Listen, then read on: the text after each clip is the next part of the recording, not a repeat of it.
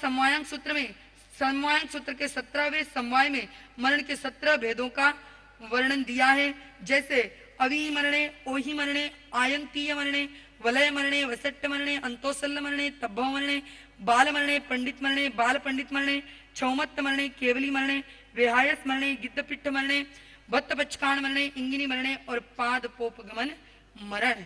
इस प्रकार के मरणों का वर्णन यहाँ पर आया है। अकाम मरण जिसका इसके अंदर प्रमुखता से वर्णन है, उसके 3 उदाहरण बताए।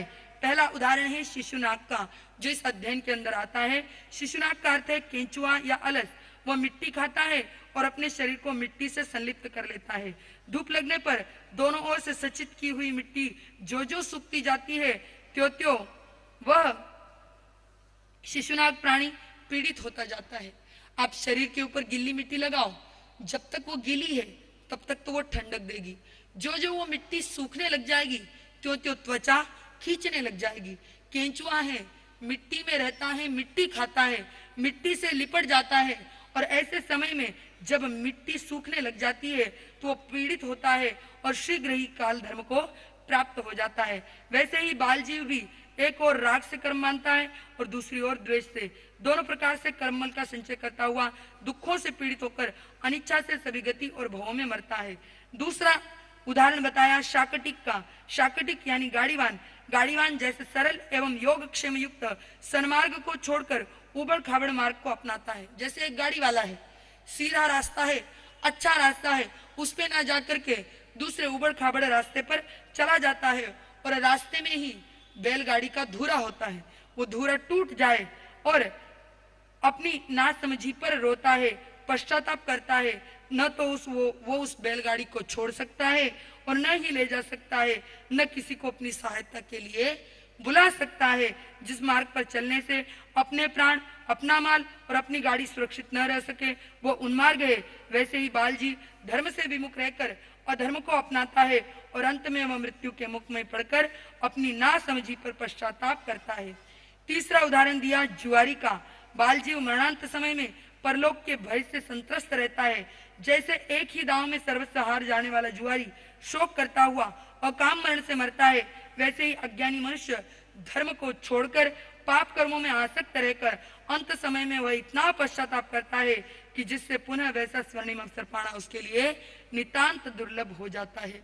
आगे शास्त्रकार सकाम मरण के बारे में समझा रहे हैं। स्वागत पूर्वक जो मरण हो उसे सकाम मरण कहते हैं, या जिस मरण की प्रतीक्षा सहर्ष की जा रही हो, जो मरण आए और उसका स्वागत करे, ऐसा मरण सकाम मरण कहलाता है।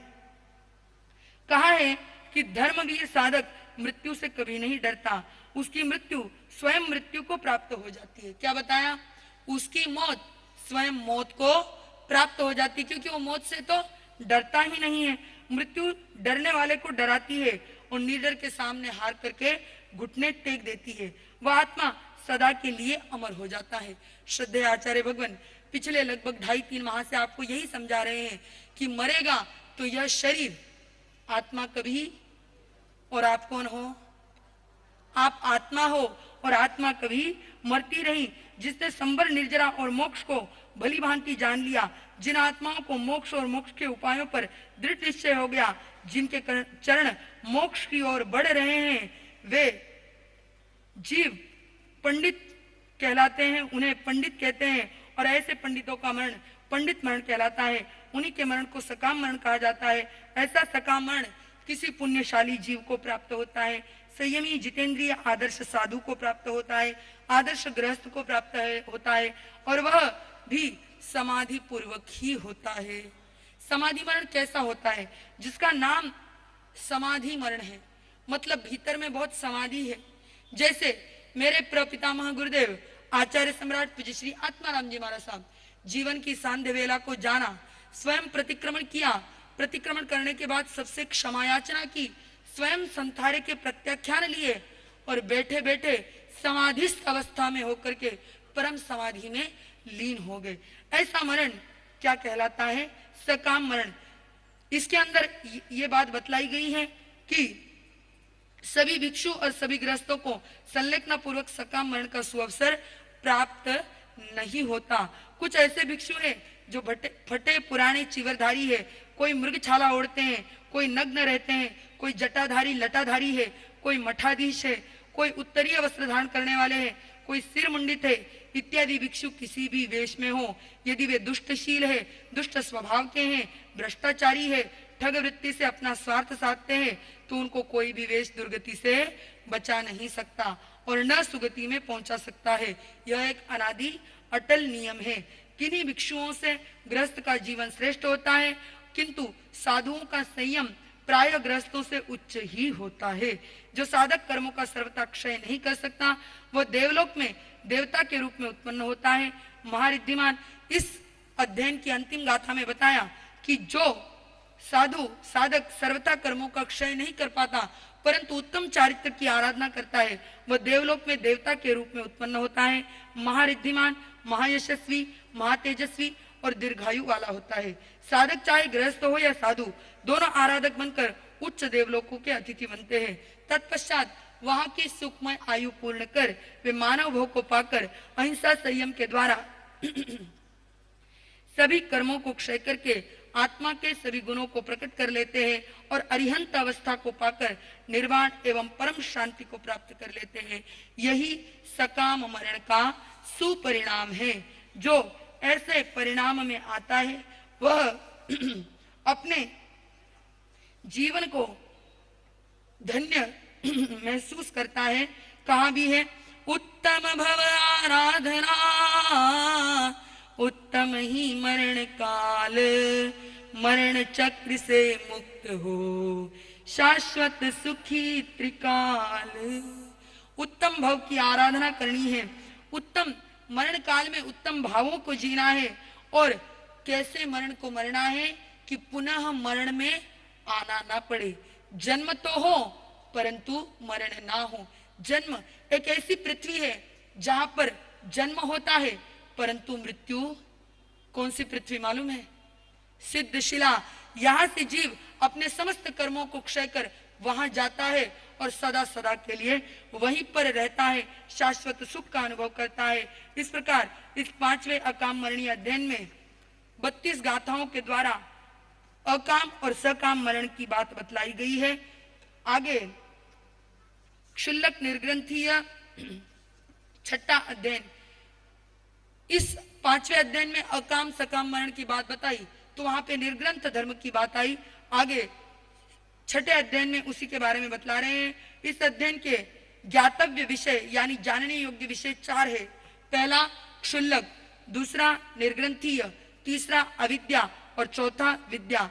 जैसे 10वें कालिक सूत्र के तीसरे अध्ययन का नाम क्षुल्लकाचार कथा है और 6ठे अध्ययन का नाम महाचार कथा है, वैसे ही प्रस्तुत अध्ययन के 6ठे प्रस्तुत सूत्र के 6ठे अध्ययन का नाम क्षुल्लक निर्ग्रंथीय है और 20वें अध्ययन का नाम महानिर्ग्रंथीय है। एक है क्षुल्लक निर्ग्रंथीय और दूसरा है महानिर्ग्रंथीय। साधुता के बाह्याचार संबंधी संक्षिप्त वर्णन को क्षुल्लक कहा जाता है।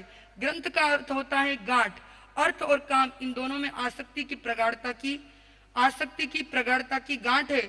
उस आसक्ति रूप गांठ से जो मुक्ति चाहता है या जो मुक्त हो चुका है वह निर्ग्रंथ है।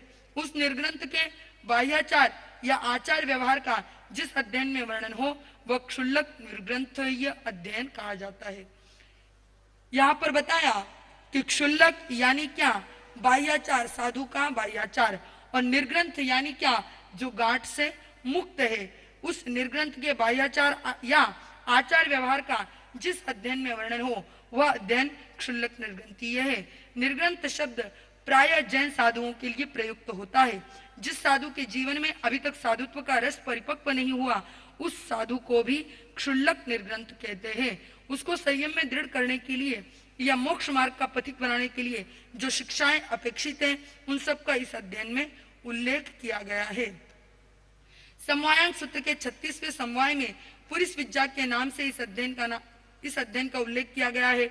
इस अध्ययन की पहली गाथा का पहला चरण है जावंत विद्या पुरिसा। यह आर्ष रूप है। व्याकरण की दृष्टि से समास में अल्पांश उपपद में हुआ करता है। जैसे पुरिस विद्या अथवा पुरिस विद्या। अज्ञ कौन है और विद्वान कौन है, इस विषय का स्पष्टीकरण जिस अध्ययन में हो वह पुरिस विद्या अध्ययन कहलाता है। अविद्या के अंधकार में भटकने वाले व्यक्ति पुरुष विद्या कहलाते हैं, जो विद्या के प्रकाश में दुख और दुख के हेतुओं को संसार और संसार के हेतुओं को समझकर उनसे सर्वथा निवृत्त हो जाते हैं, वे पुरुष विद्या कहलाते हैं। निर्ग्रंथ वे ही हैं जो विद्या और आचरण से कर्मों पर विजय प्राप्त करते हैं। अब आगे बतलाया अविद्या क्या है और विद्या क्या है। अविद्या का मतलब है सत्य से विपरीत ज्ञान या आत्म स्वरूप से बेभान रहना। अविद्या जड़ में नहीं चेतन में पाई जाती है।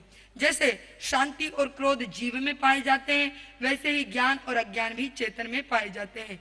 जब ज्ञान पर मिथ्यात्व की छाया पड़ती है तो वो उस अज्ञान को ही अविद्या कहा जाता है।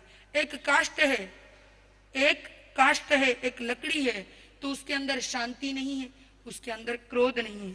वैसे ही एक लकड़ी है, न उसके अंदर ज्ञान है न उसके अंदर अज्ञान है। ये सब चेतन में ही पाए जाते हैं। जब साधक की चेतना पर सम्यक दर्शन का प्रकाश पड़ता है तब वह ज्ञानमयी चेतना विद्या कहलाती है। अविद्या का सीधा संबंध अविवेक के साथ है और विद्या का सीधा संबंध विवेक के साथ है। अविद्या दुख का कारण है और विद्या सुख का मूल है। अविद्या श्रुत ज्ञान का नाम है और विद्या भी श्रुत ज्ञान ही है। संसार का मार्ग अविद्या है और मोक्ष का मार्ग या मोक्ष मार्ग को प्रकाशित करने वाली साधना विद्या है। अविद्या 4 प्रकार की होती है। जैसे अनित्य में नित्य की अनुभूति, जो सदा स्थिर रहने वाला नहीं है उसमें यह सदा स्थिर रहने वाला है ऐसा मानना। जैसे यौवन जवानी हमेशा नहीं रहती, तन शरीर सदा नहीं रहता, धन सदा नहीं रहता, स्वजन सदा नहीं रहते, स्नेही सदा नहीं रहते, मित्र घर भौतिक सुख इंद्रिय सुख साधन ये सब अनित्य है, ये मिटने वाले हैं। इनको नित्य मानने की अनुभूति ही अविद्या है। दूसरी बात बताई अशुचि में शुचि की अनुभूति। आचार्य भगवान आपको पिछले कई दिनों से फरमा रहे हैं ये शरीर क्या है, अशुचि का भंडार है। इसका जन्म अशुचि से हुआ, इसके 9 द्वारों से सतत अशुचि निकल रही है, तो इसको यह शुद्ध कैसे हो सकता है? फिर भी इसको शुद्ध मानना यह अविद्या है। स्त्री और परिग्रह के मोह जाल में फंस जाने पर भी मछली की तरह अपने को सुखी समझना। जैसे मछली आटे की गोली जो कांटे में अटकी हुई होती है और मछली वहां जाती है, कांटे में फंस जाती है परंतु आटे का आस्वाद लेती है, वैसे ही स्त्री और परिग्रह के मोह जाल में फंसकर के स्वयं को सुखी समझना अविद्या है। इस अविद्या में रहता हुआ जीव दुख में सुख समझने की भूल करता है, जिसका कारण अविद्या ही है। जो वस्तु आत्मा की अपनी नहीं न वह परलोक में साथ जाने वाली है, उस वस्तु को अपना समझना अविद्या है। पर वस्तु को अपना समझना या अनात्मा में आत्मा की अनुभूति करना अविद्या है। जिन पुस्तकों का अध्ययन करने से काम वासना जागृत हो जाए, ध्यान से सुनिएगा, ये सब बातें आपके लिए है। आपके जीवन में अगर ऐसी बातें हैं तो आपको इनको त्यागना है। अगर धर्म की ओर आगे बढ़ना है तो इन सब का त्याग करना होगा। जिन पुस्तकों का अध्ययन करने से काम वासना जागृत हो, 6 काय की हिंसा में प्रवृत्ति हो, जिस विज्ञान से जीव चोरी ठगी आदि कुकृत्यों में प्रवृत्ति करने लग जाए, विभिन्न प्रकार के पाप कार्यों में संलग्न हो जाए, जिस विज्ञान से प्राणियों के विनाश की प्रवृत्ति जागृत हो जाए, जीव ज्ञान दर्शन एवं चारित्र से तप से केवली भाषित धर्म से या प्रभु भक्ति से भ्रष्ट हो जाए, जिस साहित्य के पढ़ने एवं सुनने से प्रमाद बढ़े, 4 विकथाओं में समय नष्ट हो, ऐसी अक्षर विद्या आत्म कल्याण में बिल्कुल भी सहायक नहीं हो सकती। वह अपरा विद्या एवं पाप श्रुत है। अब जरा अपने जीवन को देखो, जीवन के 18, 16, 15, 14, 12 जितने घंटे आप जागते हो उस समय को देखो और उस समय में देखो आप इनमें से कितना समय उसमें बिताते हो और कितना समय धर्म आराधना में बिताते हो। स्वयं अपनी तुलना स्वयं करो और स्वयं जानो कि हम कैसे हैं, अविद्यावान हैं, अविद्या की तरफ पुरुषार्थ कर रहे हैं या विद्या की तरफ। यह अविद्याएं किसी भी जीव को दुर्गतियों में जाने से बचा नहीं सकती। इतः इन अविद्याओं में समय यापन करना साधक के लिए अहितकर है। अविद्या और दुख का परस्पर अविनाभाव संबंध है। इस अविद्या से मुक्त होने की साधना ही विद्या है। बचपन में जब आप स्कूल में गए होंगे तो एक वाक्य पढ़ा होगा, सा विद्याया विमुक्तये। विद्या वह है जो मुक्ति प्रदान करे। विद्या कौन सी है? जो मुक्ति प्रदान करे, और जो मुक्ति ना दे, जो बंधन को दे, वो विद्या हो सकती है। पुराने समय में गुरुकुल में जब विद्या दी जाती थी तो वो विद्या मुक्ति की ओर लेके जाती थी, परंतु वर्तमान में बच्चा स्कूल में भी स्वयं को बंधनाधीन समझता है, ट्यूशन में भी बंधन के अधीन समझता है, और घर पर भी बंधन में ही समझता है। विद्या वह है जो अष्टविध कर्मों से मुक्त होने के लिए सहायक हो, जिससे मोक्ष मार्ग का ज्ञान हो, जिससे संवर और निर्जरा में प्रवृत्ति हो, जिसके प्रकाश में उन्मार्ग एवं आश्रमों की ओर बढ़ने की प्रवृत्ति समाप्त हो, वह विद्या है। जिनका जड़ चेतन पदार्थों में मोह ममत्व है, जिनकी सुख के साधनों में आसक्ति है, जिससे त्याज्य वस्तुओं के ग्रहण करने में की प्रवृत्ति होती है, उन सब से निवृत्ति पाना तथा समिति गुप्ती में प्रवृत्ति करना क्या है? विद्या है। ऐसी विद्या जो जीव पालन करता है वह व्यक्ति क्या है? मुक्ति के मार्ग पर अग्रसर हो जाता है, और जो ऐसी विद्या को प्राप्त नहीं करता वह मुक्ति को प्राप्त नहीं करता। इस अध्ययन में कुल 18 गाथाएं हैं। प्रत्येक गाथा से साधक का जीवन प्रकाशित होता है। कहा भी है,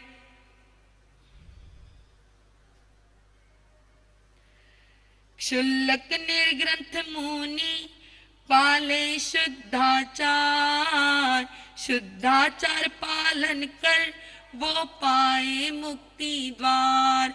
जो क्षुल्लक निर्ग्रंथ मुनि है वह शुद्ध आचार का पालन करता है, और शुद्धाचार पालन करने के बाद वह अवश्य अपने मुक्ति के द्वार को प्रशस्त कर लेता है। हम सबको भी अपने मुक्ति का द्वार प्रशस्त करना है, तो क्या करना है?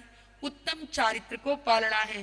कहा भी है, ज्ञान क्रिया से मोक्ष है, माने बने जो संत, उत्तम पाले साधुता, वही सच्चा निर्ग्रंथ। ज्ञान क्रियाभ्याम मोक्ष तत्वार्थ सूत्र का एक सूत्र है। ज्ञान क्रिया से मोक्ष है, परंतु ज्ञान कैसा? आत्मज्ञान। और क्रिया कैसी? आत्मा में रमण, उससे मोक्ष है। जो ऐसा मानता है वह संतता को धारण करता है और उत्तम साधुता पालता है। कैसी? उत्तम साधुता पालता है, उत्तम चारित्र को पालता है। और वो कैसा होता है? सच्चा निर्ग्रंथ। हमें सच्चा निर्ग्रंथ बनना है, और सच्चे निर्ग्रंथ बनने के लिए भीतर की कषायों की, राग द्वेष की समस्त गांठों से मुक्त होना है। जो समस्त गांठों से मुक्त होगा वो निश्चित ही क्षुल्लक निर्ग्रंथीय अध्ययन को समझ पाएगा, और वो उस मार्ग की ओर आगे बढ़ पाएगा। आज का विवेचन यही तक। शेष विवेचन यथा समय आप सबके समक्ष करने का प्रयास और पुरुषार्थ रहेगा। उत्तराध्ययन सूत्र श्रवण से होता है उत्थान, अंतिम वीर देशनागान, अंतिम वीर देशनागान। मोह ममत्व के हटे आवरण, मिटे तिमिर अज्ञान, अंतिम वीर देशनागान, अंतिम वीर देशनागान। आगमे तिविहे पणते तंजा सुत्तागमे अथागमे तद्वयागमे एवा श्रुत ज्ञान के विषय में जो कोई चार लागे होते में आरोम जम्बाई धम्बच्चा मेलियम हिणखरम अचखरम पैहिणम विनयहीणम जोगिनम घोषिनम सुट्टुदिनम दुट्टु परिचयम अकाले को सज्जाओ काले न को सज्जाओ असज्जाइये सज्जायम सज्जाय न सज्जायम भणता गुणता विचारता ज्ञान और ज्ञानवंत की आशा न की हो जो मैं देवसी अय्यार को तत्समिच्छामि दुक्कडम तत्समिच्छामि दुक्कडम तत्समिच्छामि दुक्कडम।